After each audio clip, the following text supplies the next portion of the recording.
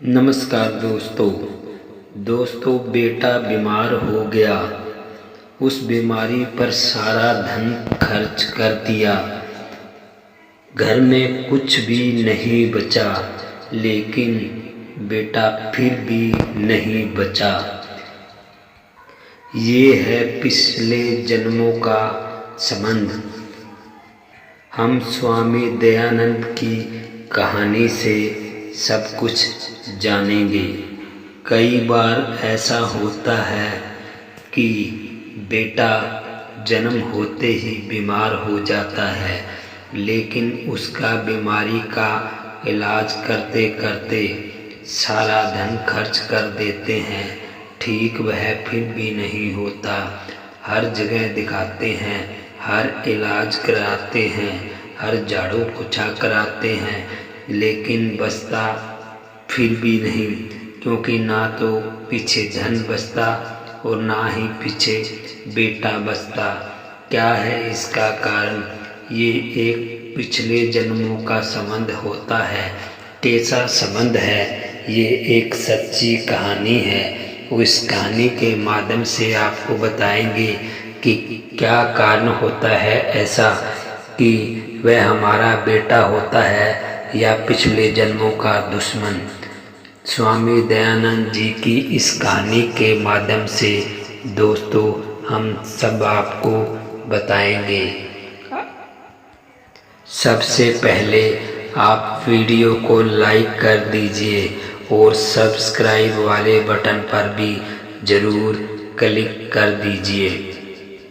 दोस्तों यह है सच्ची कहानी। एक बार की बात है, एक लड़का होता है और उसका सारा परिवार धीरे धीरे करके बीमार हो जाता है और सब चले जाते हैं। लेकिन वह जब घर वाले धीरे धीरे करके मर जाते हैं, शरीर छोड़ जाते हैं, तब वह फौज में भर्ती होता है। लेकिन उसकी कमाई को संभालने वाला पीछे कोई नहीं रह जाता और वह देश की रक्षा के लिए सीमाओं पर खड़ा रहता है और देश की रक्षा भी करता है। और उसकी जो तनख्वाह आती है वो उसके बैंक अकाउंट में ही पड़ी रहती है। फिर वो फौजी सोचता है कि इन पैसों को कहीं और लगाया जाए, ताकि बैंकों में ब्याज कम मिलता है और बाहर कहीं देंगे तो ज़्यादा मिलने लग जाएगा और साथ में बैंक से पैसे आना जाना भी शुरू हो जाएंगे, क्योंकि मेरी तनख्वाह के पैसे यहीं पर पड़े रहते हैं बैंकों में। यह बात सोचने लगा।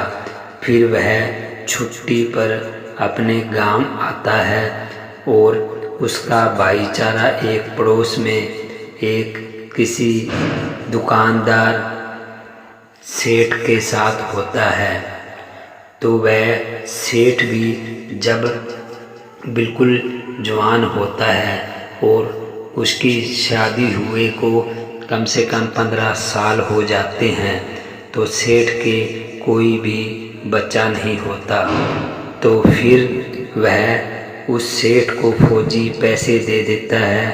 कहता है कि आप रख लीजिए और मुझे ब्याज दे दीजिए।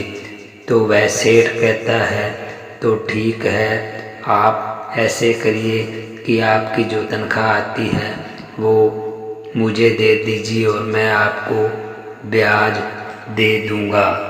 तो फिर वह फौजी उसको पैसे दे देता है और उसके बाद ड्यूटी पर चला जाता है और कुछ दिन रहता है। वो वहाँ पर 6-7 महीने ड्यूटी करता है, फिर वापस आता है और फिर उसी सेठ को फिर इकट्ठे हुए पैसे दे देता है। इस तरीके से वो 4-5 साल ऐसे करता रहता है। बहुत सारे पैसे उस सेठ के पास हो जाते हैं उस फौजी के।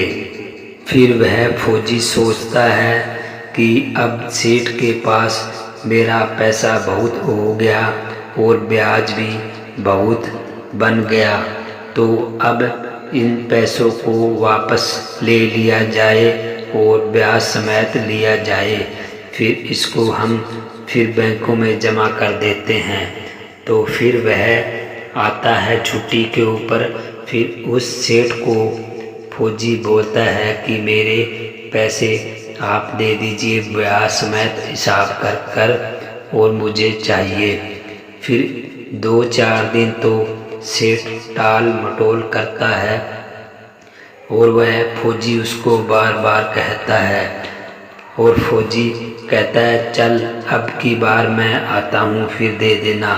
फौजी ड्यूटी पर चला जाता है और वहाँ पर 3-4 महीने रहता है। वह फिर छुट्टी पर वापस आ जाता है और उस सेठ को बोलता है कि मुझे पैसे दे दीजिए, आपने पिछली बार नहीं दिए, आपने कहा था कि मैं 1-2 दिनों में दे दूँगा, लेकिन आप पैसे नहीं दिए। तो फिर सेठ 1-2 दिन कहता है, फिर उसे अंतिम जवाब दे देता है कि आपने मेरे को पैसे नहीं दिए, इसकी लिखपढ़ नहीं है, तो कानून के मुताबिक इस हिसाब से आपने मुझे पैसे नहीं दिए और मैं आपको कोई पैसा नहीं देता, आपने जो कुछ करना है कर लीजिए। फौजी ने सोचा कि यहाँ पर वाकई में कोई लिखपढ़ तो है नहीं और फिर वो सोचता है कि पुलिस में रिपोर्ट कर दी जाए। तो फौजी पुलिस में रिपोर्ट करता है तो वह सबूत मांगते हैं कि आपके पास क्या सबूत है, आपने पैसे दिए हैं। तो पुलिस एक बार सेठ के पास आती है तो सेठ कहता है कि मैंने इससे कोई पैसा नहीं लिया, अगर लिया है तो इसके पास कोई लिखपढ़ है तो दिखा दीजिए। तो उसके पास कोई लिखपढ़ नहीं होती फौजी के पास। फिर वह बहुत उदास होता है, पुलिस चली जाती है, पुलिस फिर उसकी कोई सुनाई नहीं होती, तो वह चिंता में हो जाता है। तो 1-2 दिन और घर पर रहता है, फिर वह चिंताजनक में ड्यूटी पर चला जाता है और चिंतित रहता है। तो वहाँ पर फौज में लड़ाई हो जाती है किसी देश से। तो फिर देश से लड़ाई होने के बाद उस सेना के अंदर जितने भी जवान थे तो वो युद्ध लड़ने के लिए चले जाते हैं और वो उनके साथ फौजी भी जाता है। तो जब लड़ाई होती है तो उन फौजियों को जो दुश्मन देश के होते हैं वो घेर लेते हैं, लेकिन उसके साथी फिर भी निकल जाते हैं। तो फिर आगे वह फौजी भी अपनी घोड़ी लेकर वहाँ पीछे पीछे भागता है।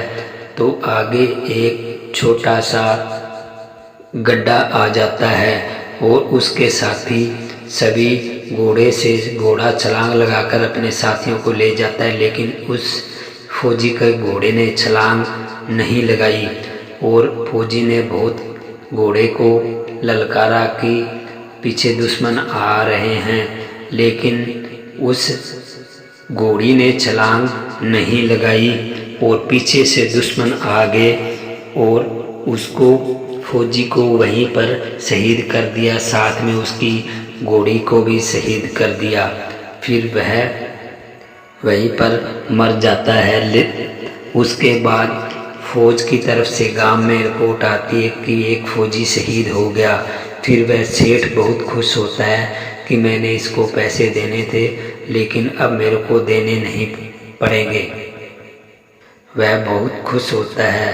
उसके बाद उस फौजी का शरीर आ जाता है तो उसका अंतिम संस्कार भी हो जाता है। अंतिम संस्कार होने के बाद में 2-3 साल बाद में उसके एक बच्चा होता है सेठ के। क्योंकि सेठ की उम्र बहुत हो चुकी थी, लेकिन उसके बच्चा नहीं हुआ। उसके बाद में उसके बच्चा हो जाता है और लड़का हो जाता है।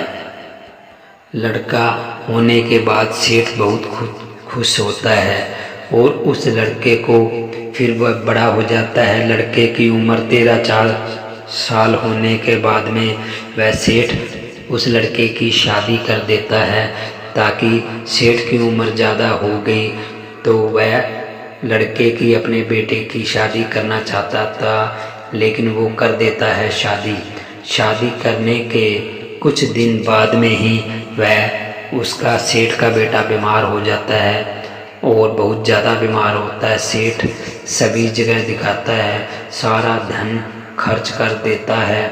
उसके बाद में सेठ के पास कुछ भी नहीं रहता, तो फिर वह मरने की कगार पर आ जाता है। तो जब मरने का समय आता है तो सेठ का बेटा बोलता है सभी लोगों को, लोग इकट्ठे हो जाते हैं कि मेरे पापा को बुलाइए। पापा को बुलाने के बाद में फिर वह उस सेठ का बेटा कहता है कि पापा अब मेरा समय हो गया और मैंने सब कुछ पूरा कर लिया और मैं अब शरीर छोड़ रहा हूँ, और आपने जो मेरा धन खाया था वह मैंने ले लिया, तो अब मैं अपना शरीर छोड़ रहा हूँ। फिर सेठ कहता कौन सा धन? फिर वो कहता है कि आपके पास एक फौजी था, उसने आपको पैसे दिए, वो मैं हूँ और मैंने तेरे से पैसे लेने के लिए जन्म लिया है। इतनी बात सुनकर सेठ घबरा जाता है और हक्का बक्का रह जाता है। वहाँ पर इकट्ठे हुए लोग कहने लगते हैं कि चलो सेठ ने तो आपके पैसे खा लिए, लेकिन जो आपके पीछे आई है शादी करके, इसका क्या कसूर था? इसको बीच में क्यों छोड़ रहे हो?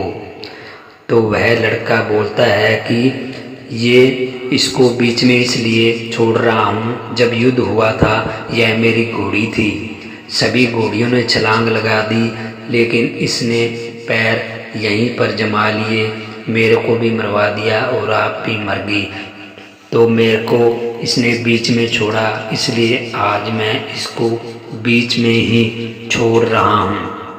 अब मेरा समय पूरा हो चुका है, तो अब मैं जाने वाला हूँ। इतनी बात कहने के बाद वह शरीर छोड़ देता है।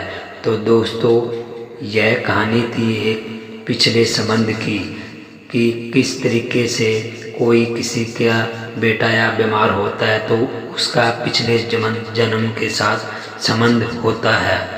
दोस्तों, कहानी अच्छी लगी तो लाइक कर दीजिए और चैनल को सब्सक्राइब कर दीजिए। धन्यवाद।